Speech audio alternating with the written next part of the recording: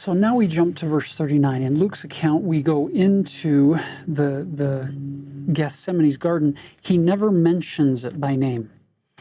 Verse 39 says, "And he came out and went as he was wont to the Mount of Olives." That word W-O-N-T is an old English way of saying as he was like accustomed, often did. So they must have slept at the base of the Mount of Olives. They're probably in the grotto of Gethsemane or in that region many times. This is a common occurrence for them. And his disciples also followed him. And when he was at the place, so we have to go to Matthew and Mark and to John to get the location being Gethsemane. When he was at the place, he said unto them, "Pray that ye enter not into temptation." And he was withdrawn from them about a stone's cast, and kneeled down and prayed. So he doesn't give you any of the details of 8 being left behind and Peter, James, and John going a little further as you got back in Matthew's account. And now here's his prayer. Verse 42, "He kneeled down and prayed, saying, Father, if thou be willing, remove this cup from me. Nevertheless, not my will, but thine be done." And now we see what the Father's will was. After this prayer, please remove this cup. We know what Jesus' will was, but he swallows his will up into the will of the Father, and let's see what the Father's going to do is kind of the point here. Verse 43 says, "And there appeared an angel unto him from heaven, strengthening him. And being in an agony, he prayed more earnestly, and his sweat was, as it were, great drops of blood falling to the ground." Joseph Smith's translation says, "And he sweat, as it were, great drops of blood." So it wasn't he's sweating and it looks like blood falling down. Joseph's translation lines up beautifully with what we learn in the Book of Mormon, as well as the Doctrine and Covenants. This is triangulated that he is bleeding from every pore.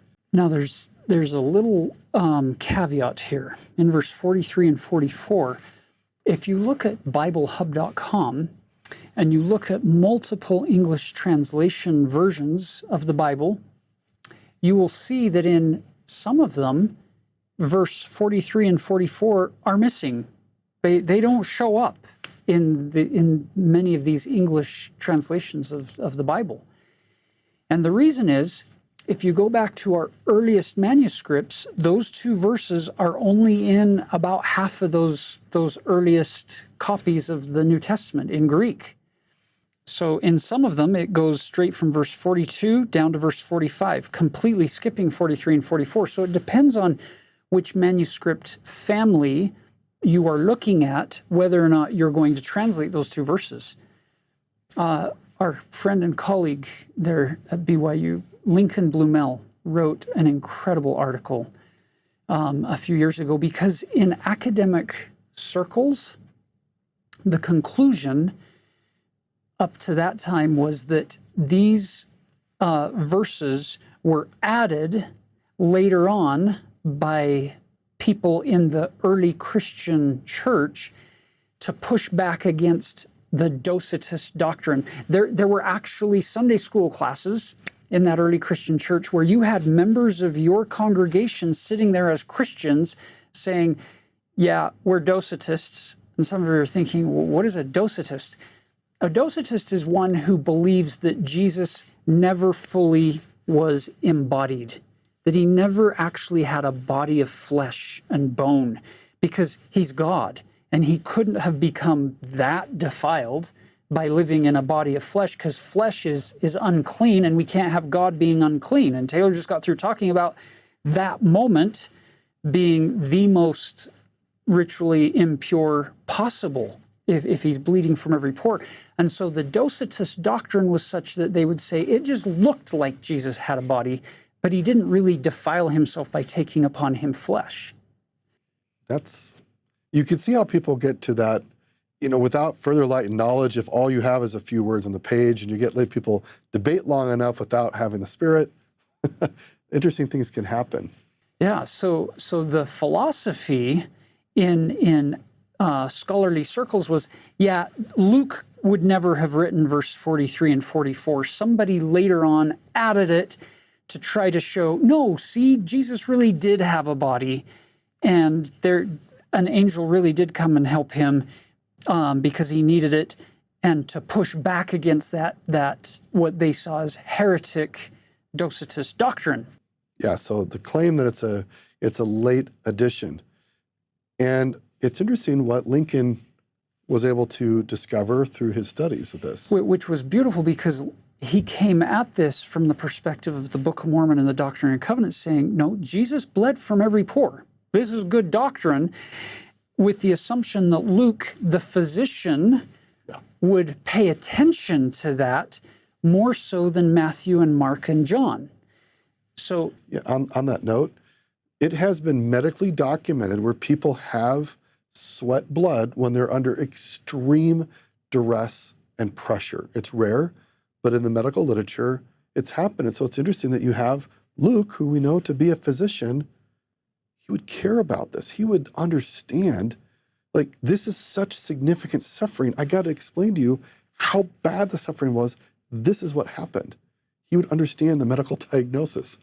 So the contribution that Lincoln Blumel made to this set of verses is that instead of assuming that it was just added later on by somebody to try to push back the Docetists, what if it had actually been removed? What if Luke actually originally wrote it? Because that would line up with our restoration scripture, and later on, certain people removed it out of their copies of the Bible as they were making them. To meet their own view. And quite frankly, to make their missionary efforts perhaps a little easier.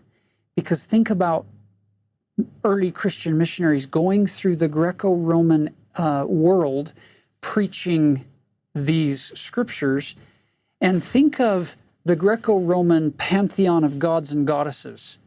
Is there a god in the Roman or the Greek pantheon that could ever suffer agony, agonia, this intense suffering? Any of them? Even think of the legendary Hercules. Ultimately, he just overcomes all these challenges to show that he is more than your typical human.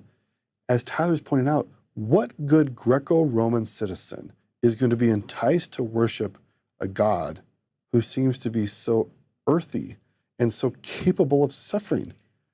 What did Paul say?